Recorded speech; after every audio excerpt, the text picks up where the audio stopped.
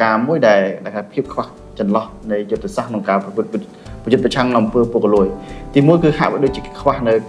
ការពារអ្នករាយការណ៍ទី2ក្នុងច្បាប់ទាំងព្រំដែនដីទាំងប្រឆាំងអំពើពុករលួយខ្វះដែលធ្វើម៉េចប្រយុទ្ធប្រឆាំងជាមួយនឹងបកពួកនិយមដោយ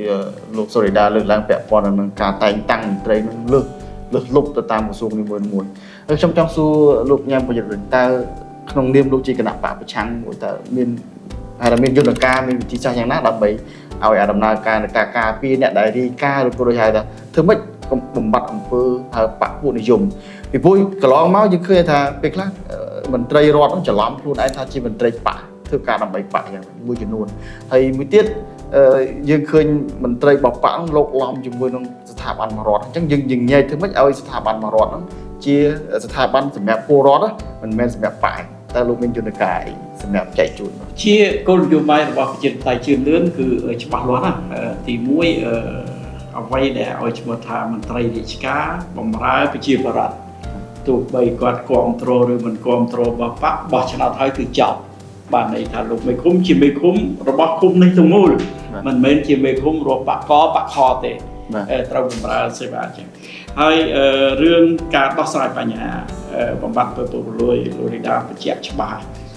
ពីព្រោះត្រូវដោះពីលើទៅក្រោមបំបត្តិអំពើពុករលួយពីអ្នកដែលប្រព្រឹត្តអំពើពុករលួយ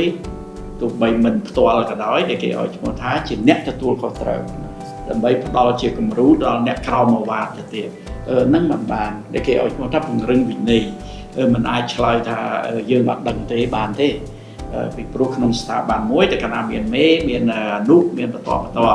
តែកាលណាមានអំពើពុករលួយគឺគាត់ជាអ្នកទទួលខុសត្រូវចំពោះមុខច្បាប់ចំពោះរដ្ឋសភាចំពោះថ្នាក់ដឹកនាំតែម្ដងដូច្នេះការទទួលខុសត្រូវនោះជារឿងមួយដ៏សំខាន់ដែលត្រូវហ៊ានអាកាត់បពុនិយមចឹងហើយបាននាំឲ្យមានបញ្ហាច្រើនរហូតដល់រដ្ឋាភិបាលក្បាលធំស្ថាប័ននោះ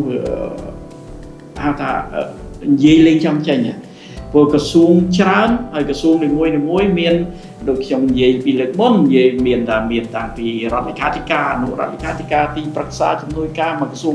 រាប់រយនាក់យើងសួរថាធ្វើការបែបម៉េចហើយទទួលខុសត្រូវបែបម៉េចដល់ពេលហ្នឹងទៅហៅថាឆ្លើយដោះសាររៀងខ្លួននៅពេលដែលមានបញ្ហាមួយដែលយើងឲ្យឈ្មោះថានាំឲ្យខ្វះប្រសិទ្ធភាពការងារពេលដែលនាំឲ្យខ្វះប្រសិទ្ធភាពការងារគោលនយោបាយរបស់យើងត្រូវតែបង្រួមក្រសួងមកដល់ត្រឹមតែ16ក្រសួងយ៉ាងច្រើនហើយក្រសួងនីមួយមានរដ្ឋមន្ត្រីមួយលោកដឹកនាំហើយមានរដ្ឋលេខាធិការម្នាក់ចាប់ហើយពាក្យថារដ្ឋលេខាធិការជាអនុរដ្ឋមន្ត្រីហើយដល់យើងបង្កើតអនុរដ្ឋលេខាធិការទៀតបានន័យថាអនុរដ្ឋមន្ត្រីហ្នឹងដូចស្អិចស្កះពេកគេមានត្រឹមតែរដ្ឋមន្ត្រីរដ្ឋលេខាធិការវាបបោគ្រប់គ្រាន់ណាស់បាទដូច្នេះការងារដែលរៀបចំកំណែតម្រង់ក្បាលម៉ាស៊ីនគោលនយោបាយរបស់យើងទី1ពង្រួមក្រសួងមន្ត្រីរាជការដែលទទួលតួនាទីភារកិច្ចមួយអាណត្តិ5ឆ្នាំត្រូវតែបំពេញតួនាទីឲ្យបានត្រឹមត្រូវមានវិន័យច្បាស់លាស់ហើយត្រូវទទួលខុសត្រូវចំពោះមុខប្រជាពលរដ្ឋចំពោះមុខសភាបើសិនណាគេរកឃើញថាពុករលួយក្រសួងនឹងត្រូវតែហ៊ានចេញមកលើប្រកាសសុំទោសឲ្យលាលែងភ្លាមតែម្ដងនេះជាគោលការណ៍របស់យើងឲ្យច្បាស់លាស់ឲ្យប្រកាសបានអាចដោះស្រាយបញ្ហានេះបានហើយរឿងទាំងអស់នេះដែលខ្ញុំជម្រាបជូនអញ្ចឹងតែកាលណាបង្កើតទៅជាបណ្ដាញបកពួកនិយមនឹងវាកាន់តែធ្ងន់ឡើងវាធ្វើឲ្យប្រទេសជាតិយើងនៅក្រឹងហ្នឹងហើយ